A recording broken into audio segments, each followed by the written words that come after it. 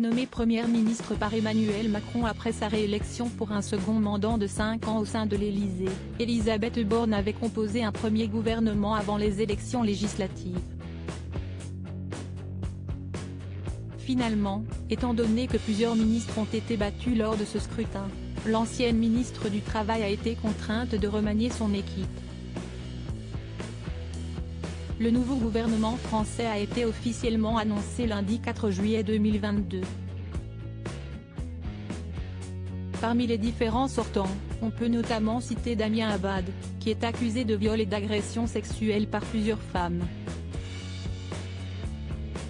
Pour compenser les différents départs, de nouveaux visages ont fait leur entrée au gouvernement.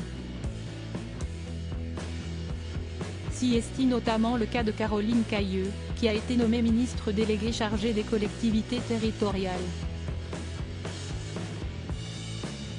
Âgée de 73 ans, cette ancienne membre du RPR, de l'Imp, puis du parti Les Républicains, qui est aussi l'actuelle maire de Beauvais, a débuté sa carrière politique en 1981.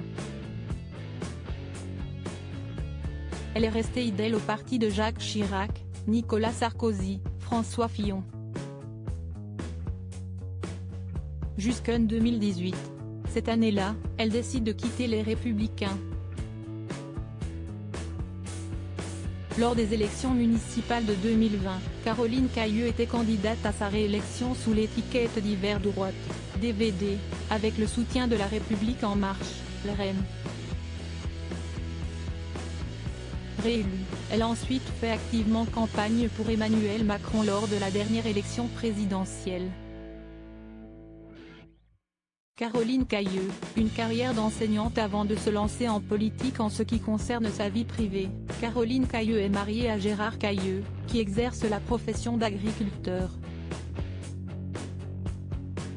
Ce dernier fut par ailleurs trésorier de la Fédération des chasseurs de l'Oise.